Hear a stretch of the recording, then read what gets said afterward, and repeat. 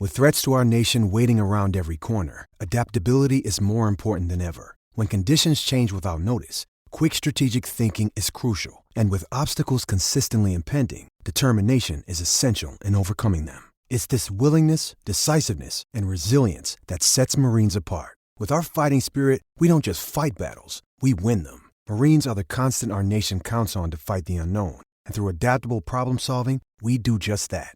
Learn more at Marines.com. Welcome to the College Football Survivor Show, where playoff survival is always on the line. Here are your co-hosts, Doug Lesmerises and Shehan Jeyarajah. And we're back. This is why we exist, Shehan. It's a playoff show. It's the national championship game. We're making our predictions here for TCU versus Georgia. But before we do it, I think it's worthwhile, Shehan, to attempt to preemptively put a TCU national championship in context. And just looking back, I mean, I think everybody knows this, but it's not going to stop me from saying it. TCU preseason AP poll did not get a vote, did not get a point. 47 teams got at least a vote for 25th, including Nebraska. Nebraska got 1 point in the preseason AP poll. So there's a top 25, there's a next 22, and the Fighting Horned Frogs were nowhere to be found in that list. 7th in the preseason Big 12 media poll. Baylor, Oklahoma, Oklahoma State, Texas, Kansas State, Iowa State, who finished last. And then TCU. Shehan, would this be in contention for the unlikeliest football champion in the history of the National Collegiate Athletic, what is it? Association. So I think there's two ways to look at this. First, there is the unified national championship era, right? Like where we have the BCS, where we have the CFP, and there's just nothing even close. Like not even in the remote like vicinity of anything. I'd say that maybe in the playoff era, the quote unquote most unlikely national champion we've ever had from the preseason was probably like 2019 LSU, maybe, who kind of came from being pretty good to like the greatest ever. 2014 Ohio State, kind of had to figure some things out before they entered the playoff and came in as a 4 seed. But like, that's kind of the list. I think that even just at this point, TCU is far and away the most unlikely team to win a playoff game, much less win the national championship. And then you get to the to the BCS pre-playoff era. I mean, 2010 Auburn was obviously just like kind of a crazy storm of things that happened, but I think that TCU is certainly more unlikely than signing Cam Newton, who just happens to be the best player ever. And before that, I don't know where you go with this, right? Like, I think I have a line that I would draw. Okay. I think it would be the most unlikely since 1990, at least, which is the year Georgia Tech and Colorado split the national title. And again, you're talking about the unified era. This is pre the unified era. That year, Colorado did not get a single vote in the preseason AP poll, and Georgia Tech was 34th in the preseason AP poll. And they are both like programs. I mean, Georgia Tech beat somebody 222-0 one time, I guess. So that's kind of good. But other than that, neither of those teams historically would rise to the level of a team that you would necessarily think about at a national championship level. And certainly since then have not been at a national championship level. So I actually think TCU is probably a better football program than those two, because TCU has actually been very relevant in recent years, just not to this level. So I think it would be that. I think TCU would probably be a less unlikely champion than those two, but I think that's how far back I would go to get a similarity. Yeah, well, and it's so hard to like truly understand and contextualize that comparison again in a pre-unified national championship era, because the thing is, right, like you have in 1990, I'm looking at Georgia Tech's schedule from that year, right? They played number 1 Virginia, which also number 1 Virginia on November 3rd, 1990. but like then they didn't have to play another team that was ranked higher than 15th the entire season, right? Like, whereas TCU now has to go and play 2 top 4 teams to have a chance to win a national championship, right? And so, like, now that's not to say that Georgia Tech's national championship isn't 100% legitimate, and heck yeah, Georgia Tech and Colorado, go claim your national championships. That's awesome. But, you know, I do think that there's a level of difficulty. While TCU, I agree, has been a better program than Georgia Tech or Colorado over the last 10 or 20 years. I mean, they have to do something that I think is quite a bit more difficult than some of those pre-poll era teams, right? Another one that came up was like 1984 BYU, right? And BYU in 1983 was a good team, so it's not like they came out of nowhere. But certainly, you know, to go win the national championship was pretty unlikely. They played number 3 Pitt in the first week of the season and then didn't play another ranked team the entire season, right? They were just kind of the last undefeated team left. So like this is kind of what we run into in the poll era, right? And in the pre-BCS era is just these strange stories where somebody just has a chance, right? Like, I mean, I'm curious, is TCU, and I think that they were named national champion by some outlets, but like, is TCU considered a team with a more legitimate national championship case in like 2010 if we're still in a non-BCS era where we don't have a national championship game? You know, I'm curious how that would have changed the dynamics. So when you look at 1990, for instance, Colorado was number 1 going into bowl season. Played number 5 Notre Dame in the Orange Bowl. Colorado beat Notre Dame 10-9. Okay. And again, back in the era where there wasn't a playoff and you had associations between conferences setting things up, Georgia Tech played in the Citrus Bowl and beat number 19 Nebraska 45-21. So you wind up with a split national title between the AP poll and the coaches poll. For instance, there's a number 4 Miami team sitting there, which is sort of like getting ready, like is in the midst, sort of like in between of like being Miami and being Miami again. And Miami lost to Notre Dame that year. So, you know, Colorado beat the team that beat Miami. Miami lost to BYU to open the season. But like, you didn't have to go through them at the end and be like, okay, well, they lost a couple of things, but you're going to beat them. They're going to be a heck of a 4 seed in the playoff, right? You didn't have to deal with that kind of thing. So it is a very different thing. And I will say this, that as I have come around in every single way on the 12-team playoff, there was a time maybe 3 or 4 years ago where I wasn't there. One of the things, it was not a primary concern of mine, but that I wondered about is the idea of having a college football national champion that maybe didn't prove during the regular season that it was the best team, because maybe they get in as an 8 or a 9 seed and then now they start beating people. And it's like, oh man, that's going to be kind of weird because like we've never had that before. What we have had is, for instance, 1984 BYU, maybe these teams in 1990, where you get to the end of the year, because you're not in a unified playoff scenario, you don't have to play the next best team. You just create resumes by playing more good teams, but you don't have a showdown on the field. But I wondered about the idea of, a team that had like a good but not great regular season, and now you get in. TCU did have a great regular season in results. I don't know that TCU every single week showed they are a great team. They were a team that found a way to win. But as we sit here right now, TCU beat Michigan in a heck of a game. And if TCU beats Georgia, I'm not going to have any percent of like, oh, I don't know. Did they really deserve it? It's going to be like they beat Michigan and Georgia.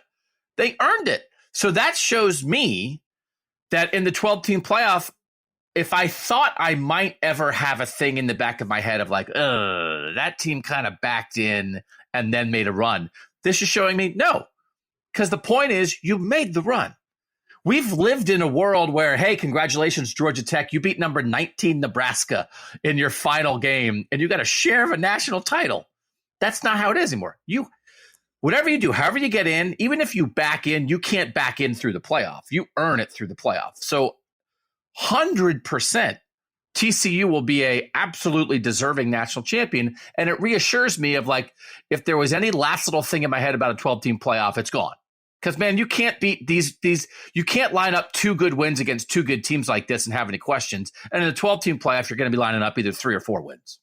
No, I mean, and I think it's great context to go look back at some previous national champions, because the reality is, like you said, if TCU was inconsistent, which they were good. They went 12-0 in the regular season and lost in overtime in the title game. Like, they had a very good regular season. But if they had a pretty good regular season and then came in and beat two of the top 4 teams in the country, that is frankly more than what most national champions did for 100 years, right? Most teams didn't have to do that for eternity in college football. They kind of just had to be in the right place at the right time, and then they might still claim a national championship that other people didn't recognize, and it gets all crazy out here, right? And so I think that, again, we underestimate, because one of the thoughts that we keep coming back to, and this is very much us as a collective college football consciousness, having Bama brain and just being like, well, Bama might beat anybody on any given day and they win every game, right? Like, that's kind of how we think about Alabama, and for good reason.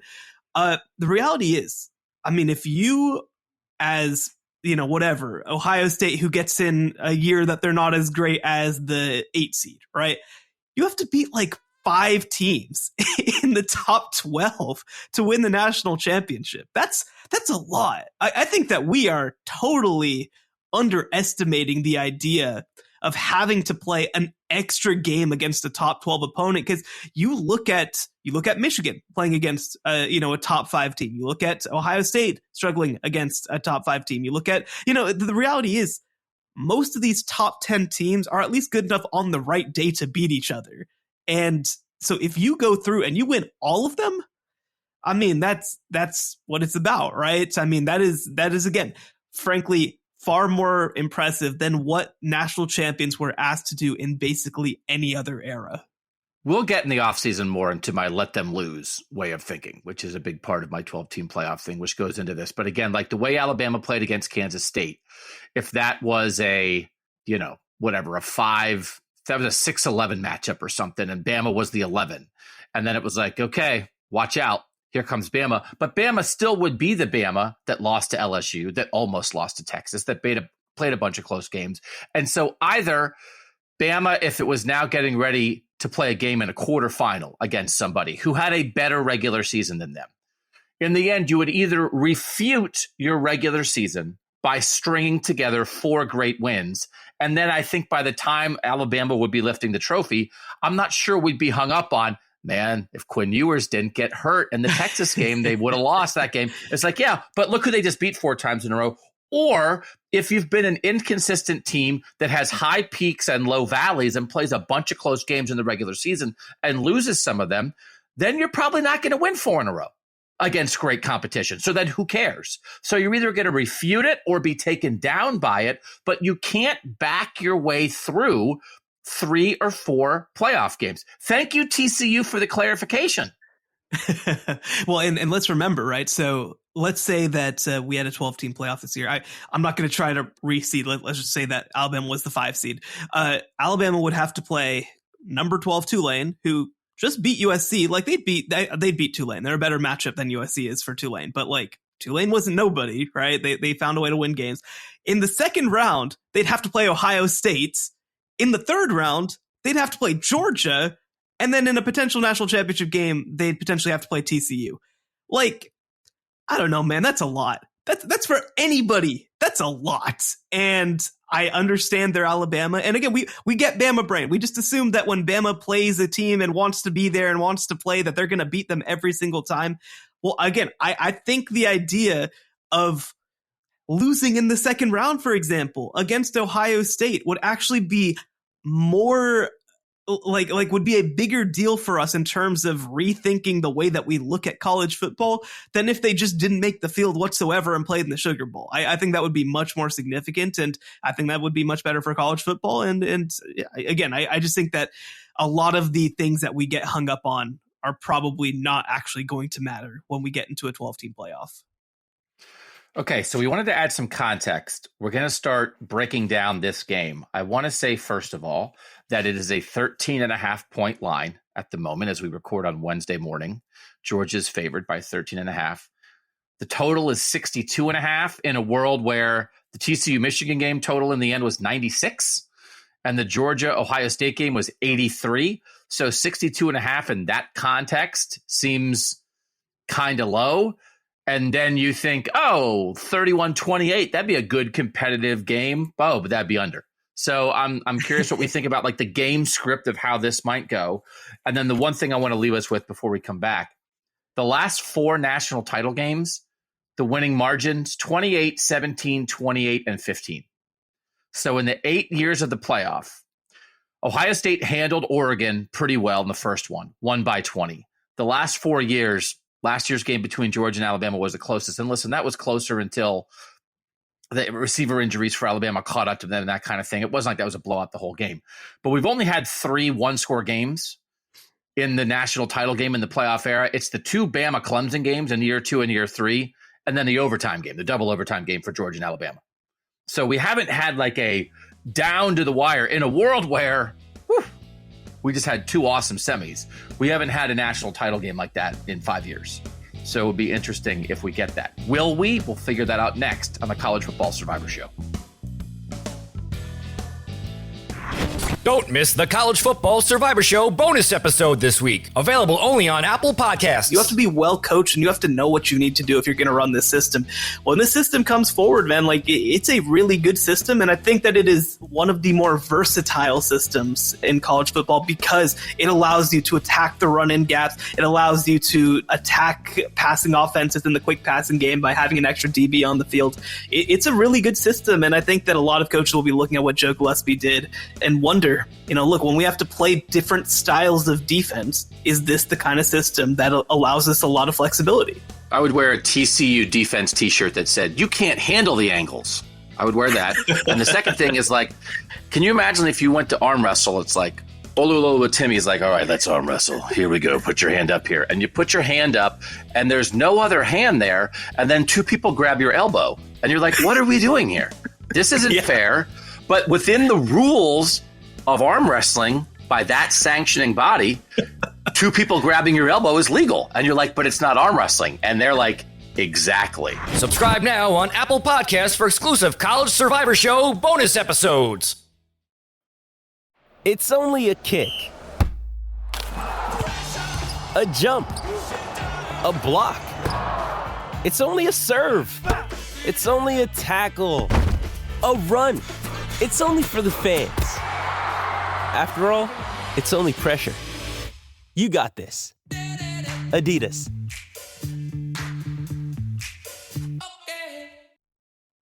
Doug Lesmerises back with Shehan Jeyarajah. We always appreciate you guys making the College Football Survivor Show part of your week. We'll continue to have shows in the offseason. If you're coming to this show because the playoff is happening, maybe you haven't listened before, it's like, it's a playoff show. I guess when the playoff's over, they don't do any more shows. That's wrong. We're going to take a week off at some point because we all need to take a week off. But we do this year round, and we do 2 shows a week year round. We have a bonus episode for Apple Podcast subscribers. You pay $3.99 a month. You get those. No, is it $3? No, it's $2.99 a month. For $3, you get 75 cents a show. You get 4 bonus episodes every month. Maybe 1 month you'll get 3 if we take a week off. But it's still a pretty good deal. We did that this week. We did the lessons we learned from the 4 semifinal teams. So that's where we talked more about Michigan and Ohio State. Here today, we're talking about the teams that are left. So we would invite you to be an Apple Podcast subscriber and go listen to that. And then you get this free show every week. We're going to do a lot of context. Last offseason, we did, what did we do? Like the Mount Rushmore of different position groups and stuff in the playoff era. I have some other offseason ideas that we can delve into. We like doing lists. We like doing historical things. We like doing context. We still have what if Nick Saban was the head coach at West Virginia, which we never got into fully. That's in the back pocket. We'll see. What if Sonny Dykes went to a different program? We could do that with Sonny Dykes. Give Sonny Dykes to 30 different programs. What if Sonny Dykes had gone to Nebraska last offseason? I will tell you what, there was some reporting that came out in the middle of the season that apparently Texas athletic director Chris Del Conte, Sonny Dykes was his guy, was his guy during the Sark search. And then the boosters were like, no, we want Sark. And so I'm sure everybody feels great about that decision right about now. So let's do 2 minutes on that. For real. I mean, this is we own this. conversation. Texas as a playoff team? Is it that, because listen, TCU also lost some guys out of the portal. Yeah. Right? After last season. Zach Evans and some other guys. They lost both of their defensive ends and their top running back. Like, they lost more to the portal, arguably, than they gained. Was there lingering, lurking national championship caliber talent on TCU in a way that there wasn't on Texas? Or Sonny Dykes and his staff, would they have gotten the best out of Texas the way they've gotten the best out of this TCU roster? Like, how much of this is coaching? Not just Sonny Dykes, but Garrett Riley and Joe Gillespie, who you have also talked up, deservedly so as well. But that goes to the head coach. When you're a head coach, really, the number one thing you do is hire a staff. It's the most important thing you do is hire a staff ready to roll. Could this have happened at Texas in the same way with Sonny Dykes and these guys? So the one thing that I'll say is that I think that TCU in some ways was very prepared for a flip because of what they had kind of dealt with for the last 2 decades in terms of coaching style, right? Like, they hired the opposite personality. Gary Patterson was a full control, always in your face, kind of a culture of fear type coach. And Sonny Dykes is a super laid back coach, wants to let people do their jobs. And I think that you see some of the benefits of that with how loose this team plays, with how free this team plays. And I do have questions in some ways about whether that's possible at Texas, because I think you're fighting against so many cultural forces, right? So much of outside people kind of trying to come in and cause issues. But, you know, from a pure football perspective, there's no question that Sonny Dykes could have immediately flipped Texas into a team that was competitive. Now, could they have been 12-1 and playing in the college football playoff? I mean, again, I think that you're fighting against some forces in that room. I think that one thing that TCU did have going for it is they had some pretty good pieces on the offensive line, including Steve Avila, who is an All-American now, and Texas was kind of rebuilding a little bit. But, I mean, come on. It's TCU talent versus Texas talent, right? Texas is a top 6-7 talent program in the country. The reality is there is talent there to be deployed. That's really not in question at all. I think the question is whether Sonny Dykes could have come in and to the same extent that he did for TCU, where he kind of was able to like unshackle players in some way, would that have been necessarily the same sort of cultural flip at Texas, where, you know, sometimes you have people who are not the coaching staff having a strong impact on what happens in those locker rooms and even on the field at times. So that would be the one question, is whether you can fix some of those cultural forces in 1 year. But I mean, let me put it like this. Sonny Dykes is not going 5-7 in his first year. Come on. Sonny Dykes is not doing that. I don't want to do this, but I'll do it just briefly. Sonny Dykes is 53 years old. He was the head coach at Louisiana Tech. He was the head coach at Cal. He was the head coach at SMU. He has now done this at TCU. This cycle, I guess, is done in college football.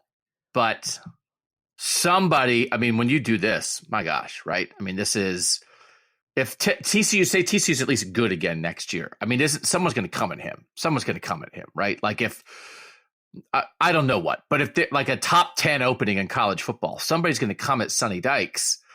And he's certainly he took the Cal job and like it kind of wasn't the perfect fit for him, right? Like, I'm just curious, like, what is the future of Sonny Dykes? And I'm not trying to steal TCU's head coach, but this was a remarkable coaching job for a guy who was established. He's from obviously a coaching family, the son of Spike Dykes, had been there the whole time, but yet had been there on a tier or two below the highest levels of national college football.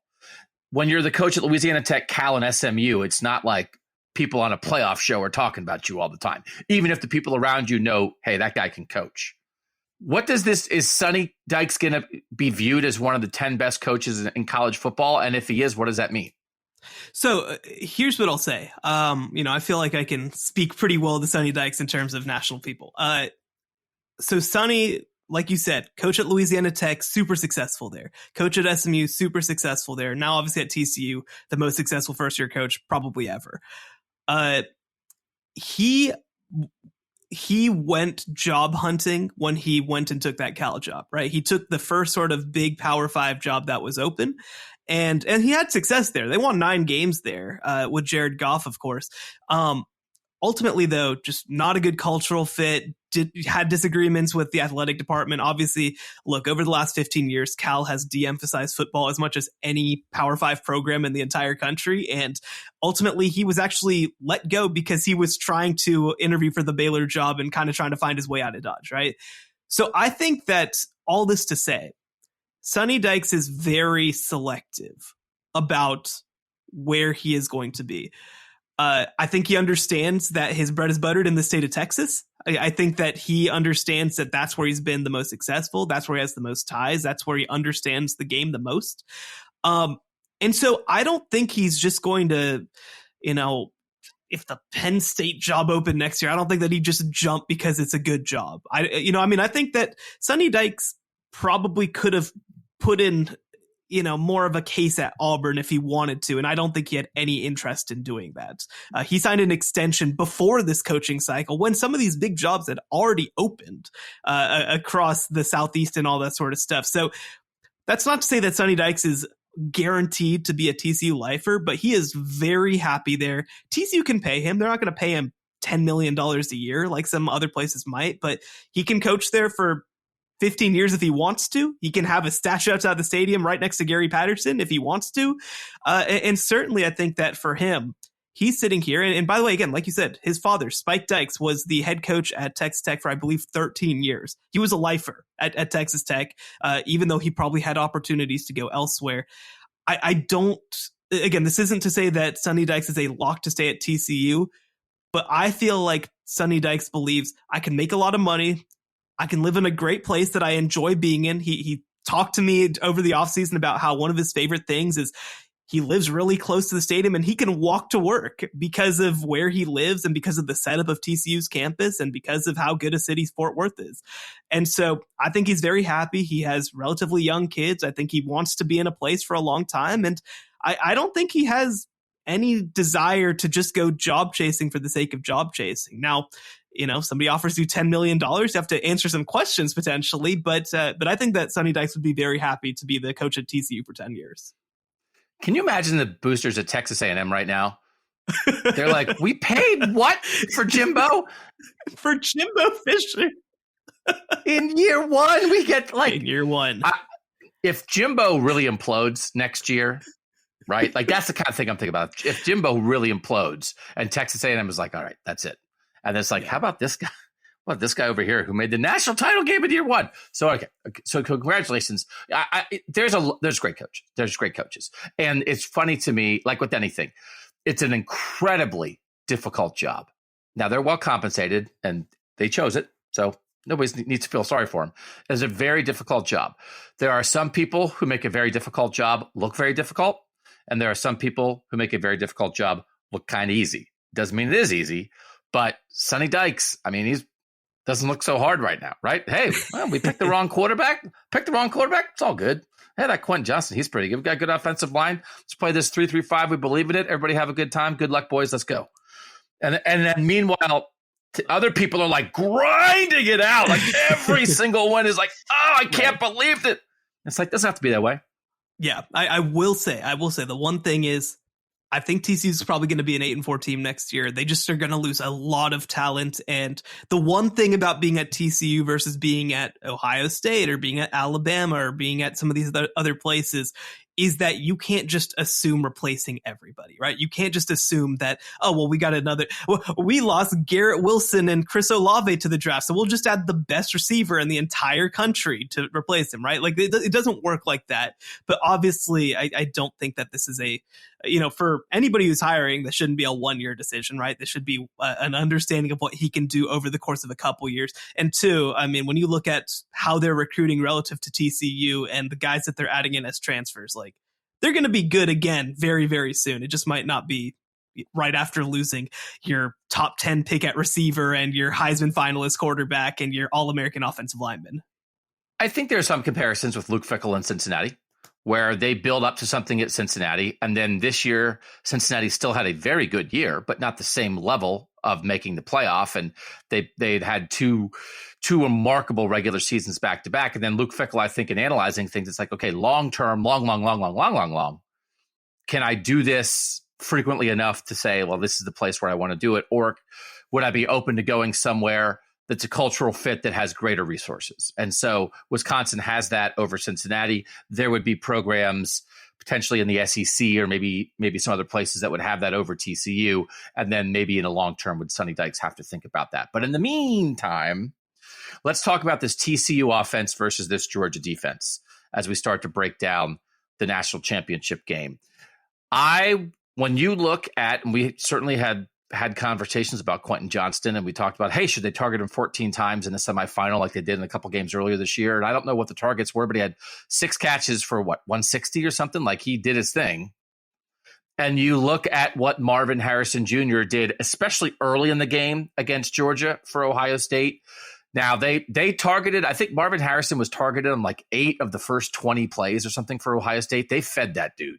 He was over 100 yards like in the middle of the second quarter. And then Georgia adjusted, but you could see it sort of open up some other things. And then he gets hurt very late in the third quarter, and we see how much that negatively influenced the Ohio State offense. If Marvin Harrison Jr. stays on the field, I think Ohio State wins, but also injuries are part of the game. You saw with that Georgia secondary, good talent, maybe susceptible to some stuff, aggressive. They'll take some chances at times. Keely Ringo is big and fast and can, he's exactly the type of corner that you would want going up against guys like Marvin Harrison Jr. or Quentin Johnston. They don't follow receivers. They play their sides of the field. Good safeties, but Ohio State was able to come out and throw the ball. Do you think TCU, and I just think you have to go over Georgia. I don't think you can go through Georgia's defense. I think you have to go over them or around them. Can TCU learn some things from the way Ohio State threw the ball on Georgia? And is Quentin Johnston going to be a huge problem for Georgia the way that Marvin Harrison Jr. was for Ohio State? Let's start with this TCU offense, Georgia defense. Let's start there. Sure. So I do think that Quentin Johnston is a mismatch, right? Like, I think that we saw it obviously in that Michigan game where they didn't go at him quite like you mentioned with Marvin Harrison, but they picked their spots, and Michigan really didn't have a good answer for him. And I think that similarly, we talked about Keely Ringo before the semifinal game at cornerback as somebody who will take chances, but also can get got because he does take chances, right? And so I think that needs to be a big part of the game plan for sure. TCU has other good wide receivers too, right? And so I think that you need to challenge them down the field, and you need to prove that you're not afraid to do that. Obviously, they've got some great safeties, Malachi Starks, Christopher Smith. These are great players on the back end, but it's a better opportunity for you to try to create that than try to go up the middle of this Georgia defense, where obviously they have their Jalen Carters. And so I think that certainly you need to get Quentin Johnston involved early. It's been a little bit of a hot and cold year for Quentin Johnston, where he has some of these huge games and he has some of these games where because of injuries, he hasn't been a factor. He looked fully healthy, of course, in that game against Michigan. And so I think that you need to find ways to feed him the ball early and often. The other part of this game that I think is going to be really important is I do think that TCU needs to find a way to have some threat in the run game. And it doesn't have to be pure hand the ball off and go up the middle of that defense, right? I mean, TCU is not necessarily a super inside the tackles team anyway. They're more trying to get to the stretch run game. But I think that they have an ability in a way that I don't think Ohio State did to challenge in the running game with Kendre Miller, assuming he's healthy, which is a big assumption because he went out with an injury last week and he's questionable for the matchup on Monday. Amari DiMercado came in and played pretty well for them. They also have a transfer from Louisiana who rushed for 700 yards for Louisiana last year, and Amani Bailey. And certainly Max Duggan needs to, I think, be a big part of that run game just in order to kind of keep the Georgia defense on its toes. I think that the biggest strength of TCU's offense is that when they're rolling, they have the ability to attack you literally every inch of the field, right? Like, I think that that's what they do better than anybody. And because of that, they have a lot of versatility in how they can attack you. Well, I think this matchup has to be an opportunity where you prove, look, we'll go down the field on the first play. We'll run up, run a stretch play on the second play. We'll go up the middle at times on our third play. Like, you need to prove that you can attack every inch of the field, because I think one, TCU is capable of doing that, and two, I think that puts Georgia's defense in the most difficult position that it can be. So one of the things I liked about the matchup for Ohio State against Georgia is just the state of the Ohio State running backs. It was not a run game that was going to work, so don't try it. And I thought that it was the right balance of Ohio State. They did not try to just ram running backs up the middle on first down, and all of us now you got 2 yards, now it's 2nd and 8, and you're behind the sticks all day because you're trying to find some kind of balance for what end, right? And so I almost think it worked in Ohio State's favor just to know they're going to lean on throwing the ball. Or would you be comfortable if TCU says, because you can't, that's what Georgia does best. And you've made the point, and I don't know that anyone would argue it, that whatever this Georgia defense is in 2022 is not the Georgia defense of 2021. But in terms of stopping the run, I think in a lot of ways it still is. So don't try. Can Max Duggan throw it successfully enough, often enough, and will TCU dial it up, Garrett Riley? Will they have enough variety to the pass game that they could go about it that way? Or do you think that the way TCU's offense operates, there needs to be balance to this, and they have to, whether it's Miller or Mercado? And again, Mercado popped some stuff. He came in and kept the train running on time when Miller went out. Do they have to run it somewhat successfully in order for the TCU offense to function? I think they do. I think that you look at, one, their most successful games, but two, just kind of across the season, right? Like, Max Duggan isn't a quarterback who's throwing the ball 35, 40 times. He's somebody who's touching the ball certainly 40 times a game, but it's not necessarily just passing the ball. You look back at his stats. He's only thrown the ball more than 30 times twice since October 15th. One was in that win against Baylor where they kind of had to come back at the end. And one was in the Big 12 championship game where he frankly didn't have a very good game passing the ball. So like, he has to be big for sure in the drop back passing game, and he's capable of doing that. But I do think that they need to, there needs to be motion. He can't be in the pocket. He's not a pocket passer. He's somebody who does need to, even if it's just bootlegging him out at times, even if it's moving the pocket. I think that stuff would be important as well, just in order to kind of add that other threat. When Max Duggan is rolling, the best thing about this TCU offense is you truly have to cover all 11 players on the field, because you don't know what Max Duggan's going to do with it, right? Like, I think that, obviously this is a lengthy comparison to go, but like, it is in some ways Tebow-ish, right? Like, where it's not necessarily that you want Tim Tebow to stand back in the pocket and try to complete passes. You want him doing stuff. You want him challenging defenders. You want defenders to be scared of where he is on the field. And then you let the other talent kind of take their place as well. So, I would try to have a decent amount of structured movement in the offense, whether it's reads, whether it's run pass options. But I do think that they need to be, I don't think that they can sit back and CJ Stroud it and just kind of launch the ball around the field. That's just not the kind of game that Max Duggan is comfortable playing. So then I don't love that for TCU, because I do think for sure, the best style of offense to try to deal with his Georgia defense is a pocket passer who's going to stand back there, move enough in the pocket to be able to sort of stay on his platform when the rush is coming. But I thought Ohio State from that standpoint was the right style of offense to try to attack Georgia. And I just feel like some of the more athletic, mobile quarterbacks that Georgia has faced this year, whether it's Anthony Richardson, whether it's Will Levis, Hendon Hooker, I feel like they've had pretty good success, because no matter how athletic or how good of a runner you are as a quarterback, you're not more athletic than the 11 guys that Georgia has chasing you. So then don't get chased. Now, I do think, again, this ongoing discussion about CJ Stroud running the ball and the 27-yard run he had to set up, that was the biggest play of the final drive. I almost think it was like a 2-year-long con of I'm not going to run. And then that's why he ran. Like, you have to, like, they were not worried about it. So the whole thing of like, CJ Stroud needs to run more. It's like, well, I just always thought if a defense is prepared at all for him to run. It's not going to work.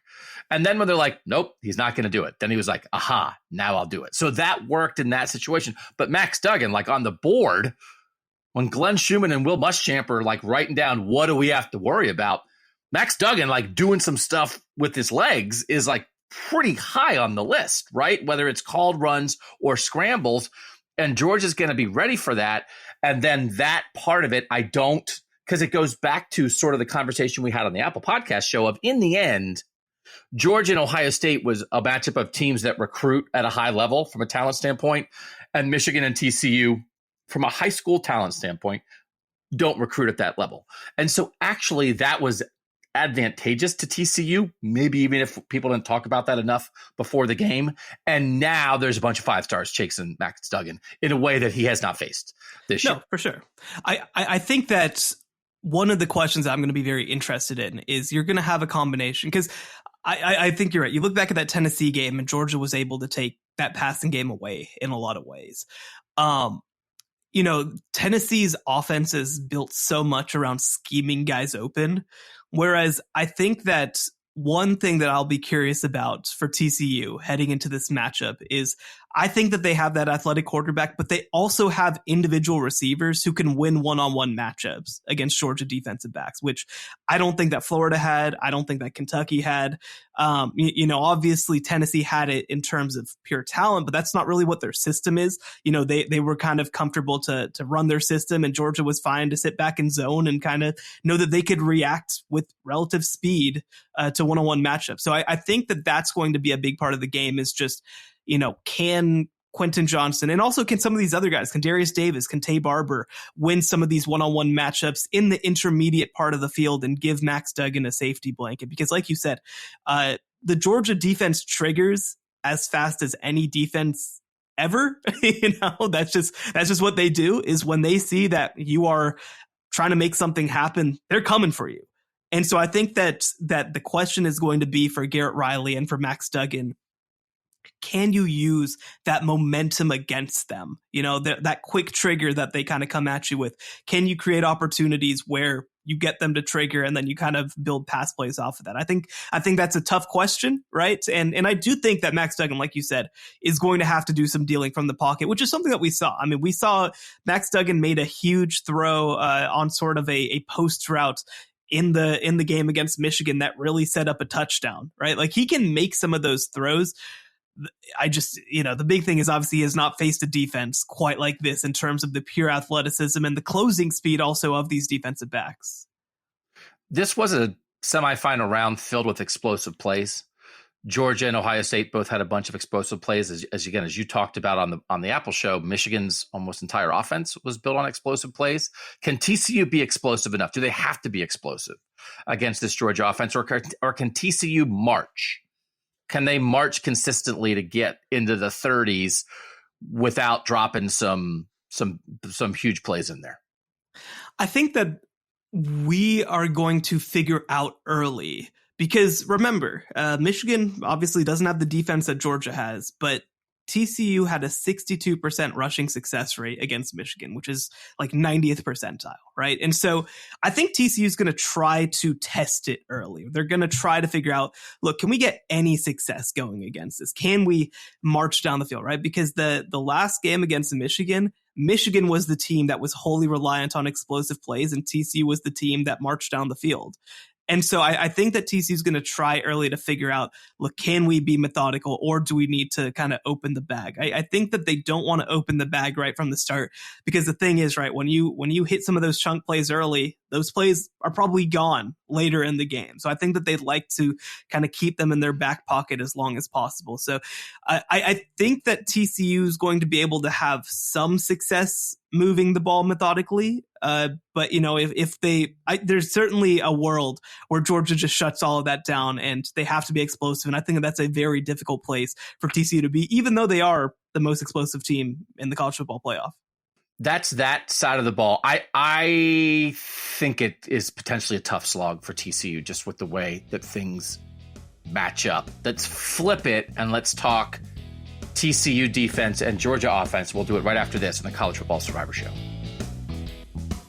the College Football Survivor Show, where playoff survival is always on the line. Doug and Shehan back. You have to factor it in somehow, Shehan, that Michigan had these opportunities, that the fumble on the goal line, they didn't cash in the first red zone thing. Like there were some massive Michigan mistakes. JJ McCarthy got loose, as JJ McCarthy is wont to do. The idea with Georgia had Stetson Bennett threw that one pick to Steele Chambers, made a good play on a wheel route covering the receiver, and then like the next couple drives, Georgia locked it down. It was like, all right, we're not gonna let you get out of control here. And then at the end of the game, by the time they got back to winning time, Stetson Bennett was on point and they're able to march for the go-ahead score in the final 2.5 minutes. It felt Michigan's mistakes mattered a lot in the Michigan-TCU game. And I guess it surprised me to some degree because I just think Michigan is a well-coached team. But they also had a quarterback who was a little bit boom or bust. Stetson Bennett has that in him, but as soon as he starts to bust, they pull him back. They want the boom. They get like the BU, but they don't let him get to the ST, right? He's a boomer boo quarterback. Doesn't get all the way to bust because Todd Monken puts the reins on and says, we're going to slow this thing down. Let's trot for a while. No more galloping. TCU was able to use that against Michigan's mistakes. I just think Stetson Bennett at 25 years of age and has been around the block more than a few times is not going to do the same kind of things. And so I think, again, that's a little bit of a tough ask for the TCU defense. And then also, I thought maybe TCU had trouble with the Michigan run game. And it turns out they were awesome against the Michigan run game. And Georgia profiles 2 tight ends, and maybe Darnell Washington won't play, so maybe they won't use 2 tight ends quite as much. But like the profile is similar, but the way Georgia attacks is very different than Michigan. They throw the ball a lot more. Obviously, we know they throw it to running backs and tight ends. I don't know if that's great for TCU. So again, there are parts of this matchup, Shehan, that I was wrong in thinking TCU would have trouble with what Michigan did offensively. So maybe I'm wrong again, but I think it's a little bit of a tough matchup for this TCU defense. What do you think it's a tough matchup for the TCU defense, or do you think no, they can handle this style? Well, to turn it back to that Fiesta Bowl for just a second, I think that, you talk about Michigan got a little loose. They started, making mistakes, which is something that they don't normally do. I think that is 100% due to the fact that TCU took them out of what they wanted to do. And they had to open the bag. They had to take shots. They had to do things that they weren't comfortable doing, which frankly is just relying on JJ McCarthy's arm. After that first rush of the game for Donovan Edwards, he averaged like 2.6 yards per carry after that 54-yard run. So TCU managed to take the run game away. Now, it's because they dedicated a lot of help to doing that, of course. And so that's going to be, I think, a big question mark when you go against a team that I think is more comfortable passing the ball in Georgia. But I do think that they have the ability to have success against this Georgia run game. Now, I also expect that they're going to dedicate less help because, we've talked about it all season. This Georgia running game is a good unit. They don't necessarily have special running backs. They don't necessarily have a guy who's going to destroy you in the running game. Kenny McIntosh is a really good player, but in some ways he's more comfortable being a receiver than he is being a running back at times. And so I actually think that works a little bit in TCU's favor, that this is a team that wants to pass the ball. I think that TCU is very comfortable playing against teams that want to pass the ball with regularity. The big question for me, and let's just assume that Darnell Washington plays in this game, because I think that he is a huge X factor heading into this matchup. I don't know who TCU covers these tight ends with. I don't think that they have a good matchup for them. And that's the point. That's the point of having great tight ends like that. But I don't necessarily know that they have a guy, right? Like at linebacker, I actually thought that Johnny Hodges, who was a Navy transfer, and Jamoy Hodge, these are pretty big linebackers. Like these are kind of Big Ten linebackers in some ways. I felt like they matched up pretty well in terms of clogging holes against Michigan. I don't want either of those guys running after Brock Bowers, right? Like I think that that's a difficult position for TCU to be in. So they're going to find an answer. They have 10 days of practice in order to find an answer. But that's going to be the big question for me is who do you put on these tight ends? Do you put a safety on them? I mean, certainly their corners are too small in order to line up against these tight ends. I expect that you're going to have safety help and maybe even bracket Brock Bowers. But that's going to be the biggest question is who do you have guarding that guy? So Georgia had 7 guys go over at least 20 receiving yards against Ohio State. All 7 of them had a reception of at least 20 yards. It's remarkable. This is all chunk plays, man. It was all chunk plays. Their leading receiver, Arian Smith, had 129 receiving yards, and it's because he had a 76-yard touchdown in the comeback. That was a one-play 76-yard touchdown drive because the Ohio State guy fell down. So I didn't think Brock Bowers destroyed Ohio State. 4 for 64 was doable. I mean, you'd take that and say, okay, but they just were able to spread the ball around to a variety of guys. Again, Kenny McIntosh out of the backfield is really, really, really good. A.D. Mitchell was back to some degree, and they had missed him during the year, 3 for 43. It is the way they dial it up, the way they spread the ball around. TCU's defense was so good, right? It's been so good. Is it? But statistically, it's not. Right. Statistically, they're in the 60s or whatever, like nationally for what they do in EPA and that kind of thing, 50s or 60s. Like it's fine. And again, like we can talk about the success of the TCU defense against Michigan, but they still gave up 45. And Michigan also had, another 7 that was probably should have been on the board with the catch that was overruled and they fumbled the goal line. I don't know, man. I think that I guess by now people know the Georgia offense is really good. And it's not even about just Brock Bowers and it's just the way they put it together. Is this a good TCU defense now? What's the adjective you would use to describe a TCU defense that in EPA per play going into the postseason was in the 50s, gives up 45 to Michigan, but yet sort of stop Michigan from doing the thing that it wanted to do? Because the one part of this is that Michigan is very good at what it does, but it is more one-dimensional than a lot of very good teams, especially nobody that at Michigan's level runs it. No program as good as Michigan runs it or relies on running the ball as much as Michigan. And then the whole point was Ohio State tried to stop the run. They give up big plays in the pass game. TCU did that to some degree as well. It's just TCU was able to outscore Michigan in a way that Ohio State wasn't. I don't know, man. I love what TCU did against Michigan, but I'm worried about the TCU defense against Georgia. Yeah, I mean, look, to go back to Michigan for a second, it would be weird if you used like an entire season to help develop part of your game that maybe wasn't as good. But I don't know. I mean, I don't get paid $10 million to coach. But no, I think the thing that we have to say about the TCU defense is that they are situationally excellent. They are very, very good at taking away the thing that you need at the time that you need it. Right. Whereas, I think that even, for example, I'd point to the Ohio State Michigan game, and Ohio State, right, like down to down was doing some nice stuff. But then like anytime it mattered, Ohio State's defense got beat. And I think that TCU is the opposite of that. I think that TCU is willing to give up a couple of plays, willing to give up a couple of yards.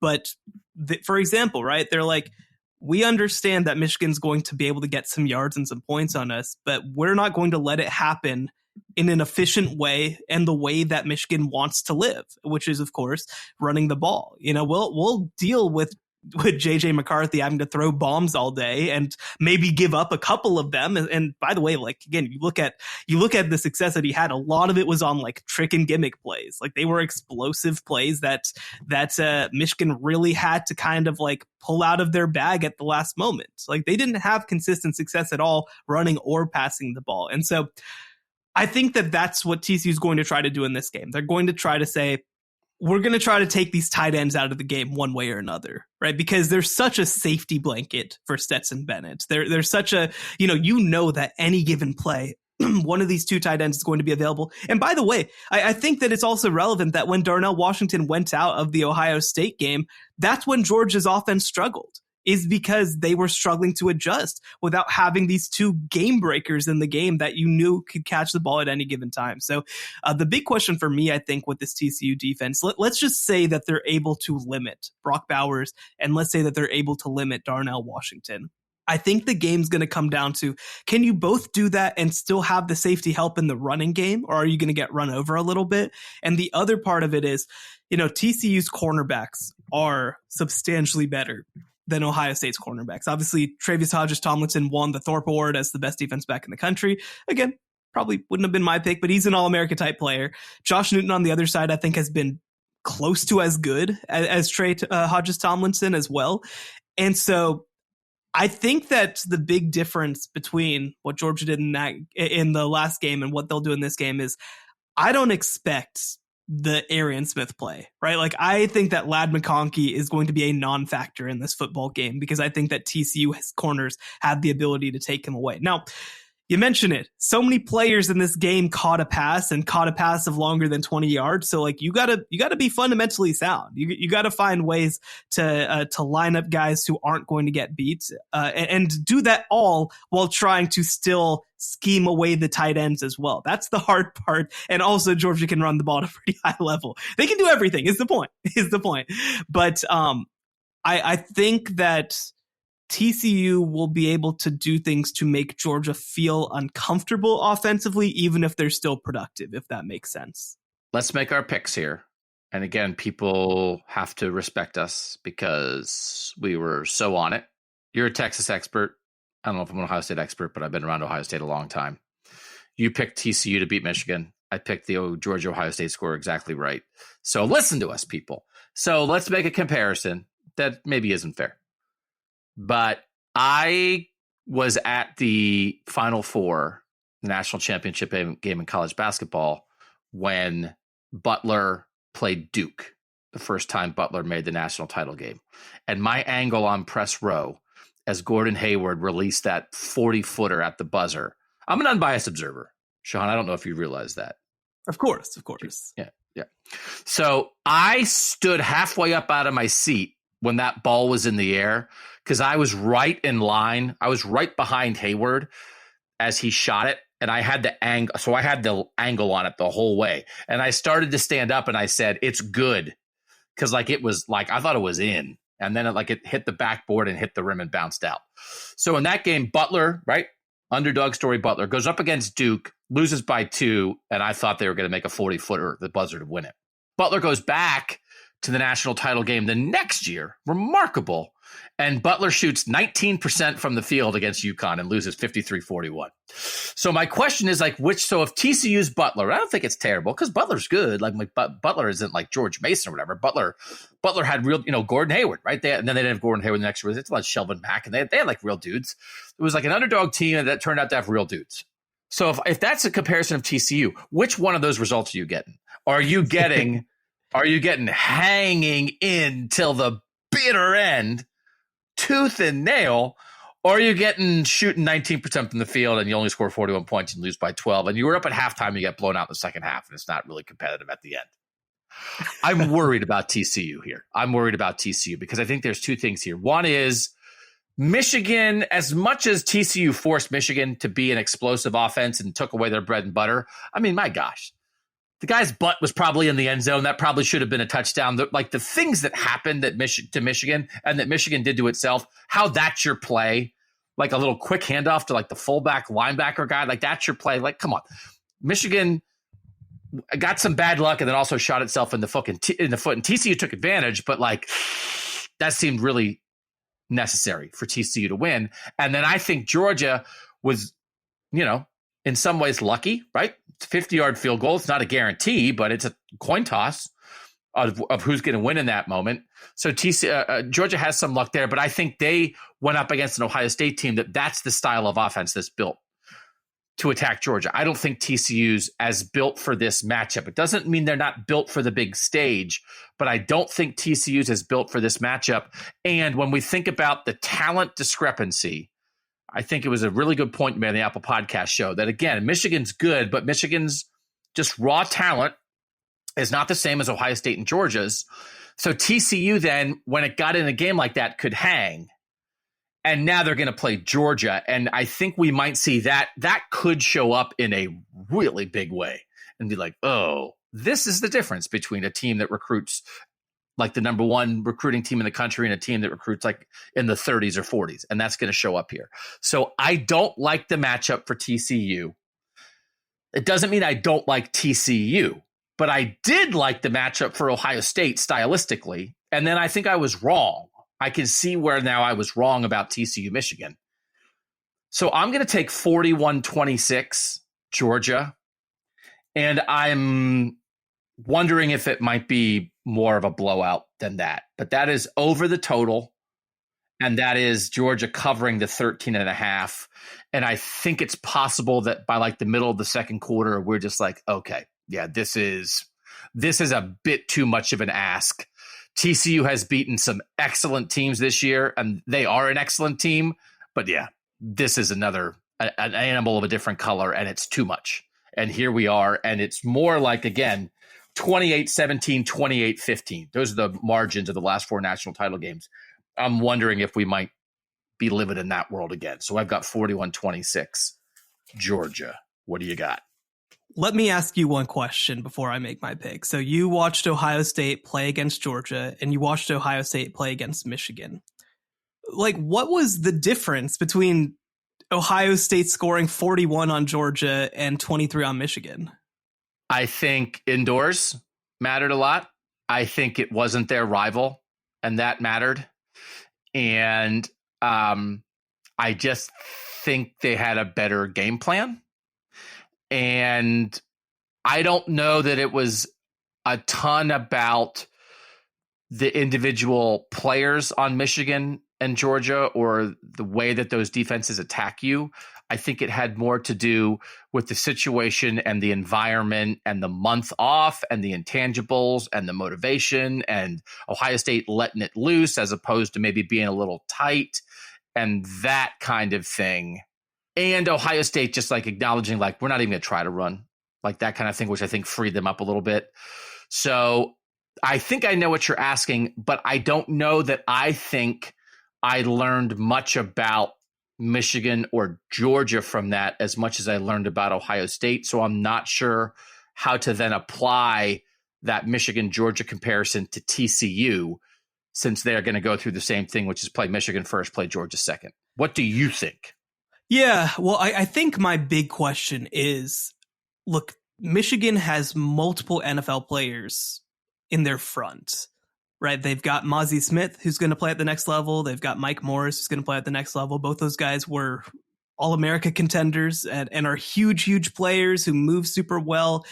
They're not Jalen Carter. I'm not saying that they are, but like they are really good. And TCU completely took them out of the game with their physicality. Now, again, Georgia's not going to be taken out of the game. I want to be very clear about that. They've just got too many guys. They also rotate too much, so they're going to be fresh. My question is that we headed into last week with the assumption, like truly the assumption, that TCU was not going to be able to hang from a physicality perspective. And on both sides of the ball, TCU was the more physical team than Michigan. Now, Georgia is going to be physical and also explosive in a way that Michigan just isn't. So that's going to be a difference. I think that we're going to have to ask the question of like, are, plays that maybe turn into 12-yard plays against Michigan are maybe 6-yard plays against Georgia. But is it still success? That's kind of my question that I'd be asking heading into this game. Will they still be able to have successful plays? Because, again, I am... It's hard for me, again, to know what exactly to take from the Michigan game because the conventional logic so much was that TCU was not going to be able to hang with the physicality. And they did. They did in a big way. Georgia's a different challenge. I don't know if I want to go this far, but it's like Georgia's almost an offensive team at this point with a really good defense, as opposed to a defensive team like they were last year that was good enough on offense, right? Like Georgia's biggest mismatches might be offensive at this point. That doesn't mean they're not awesome defensively, but like they are pretty special offensively as well. And also very versatile. Like I said, they can beat you at any matchup. So I think, first of all, we get into a ball control possession game on both sides. I think that both teams will be able to do that a little bit, so I expect a slightly lower scoring game. But I actually do think that TCU is going to be able to put together some consistent drives. I do think they're going to be able to put together the 9-play into the red zone drive, and then it's just kind of going to be, look, you've got this great dynamic quarterback, you've got good tight ends, you've got a great receiver in Quentin Johnston. Can you convert these red zone opportunities into touchdowns? That was something I was optimistic about when they played Michigan. I'm less optimistic about it against Georgia, but I don't think that it's off the table. So 13 is way too big for me. I don't think it's going to turn into a blowout. I'm going to take Georgia to win, but I'm going to take I thought you picked TCU on the CBS thing. My official pick at TCU is still TCU, but that's more of a, we got to ride with them. We got to ride with them at this point. Oh, I was getting all excited for you to pick TCU on this show. I want the TCU pick too. You know what? All right. Okay. You know what? Fine. I'll do it. I'm going to go TCU 28-24 in a relatively low scoring game, very few possessions. It's going to be a mistake by one of these two quarterbacks, right? Max Duggan and Stetson Bennett are incredible college quarterbacks who are also like not CJ Stroud and Bryce Young at all, right? Like they're not going to be guys who are starting in the NFL in a few years. And so I think that both of them are susceptible. We saw that a little bit at times. You know, Stetson Bennett did not look all that great, to be honest, against Ohio State until the fourth quarter. He's dealing with what appears to be some sort of ankle sprain as well. And I think that if his mobility is limited as well, that's a huge deal for Georgia. I think that his mobility is such a huge part of their game plan. So I think the pathway for TCU is you have to put together some consistent drives. You have to find ways to keep the ball out of Georgia's offense's hands. And I think that you need to find a way to both take away Brock Bowers while also not giving up against the run. So I trust that their coaching staff is going to do a great job figuring out whatever that is. Obviously, they don't have the advantage of 137,000 analysts who are watching every special teams play to let Kirby Smart know when he needs to take a timeout. But I still think this is a really good staff. Screw it. It's a TCU 28-24. Yes. That's what I wanted. That makes me happy. That warms my heart. I do think the issue with TCU, I think to your point, did out physical Michigan. Ohio State didn't out physical Georgia. They just made it a game not about physicality. So that's a very different animal. So and I think that's the levels of Michigan's physicality versus Georgia's physicality. And I do think it doesn't mean you don't have to be tough, but like down to down, it's like you're not just ramming heads against each other. You're trying to do things with your receivers. And again, it just needs to be situational. You don't need to, if you're TCU, you don't need to, you don't need to arm wrestle every single play, right? The question is on every third play, can you have some success being physical? Can you create a 5-yard running play, right? Like that sort of stuff I think will be very important just to keeping Georgia's defense honest and giving you opportunities.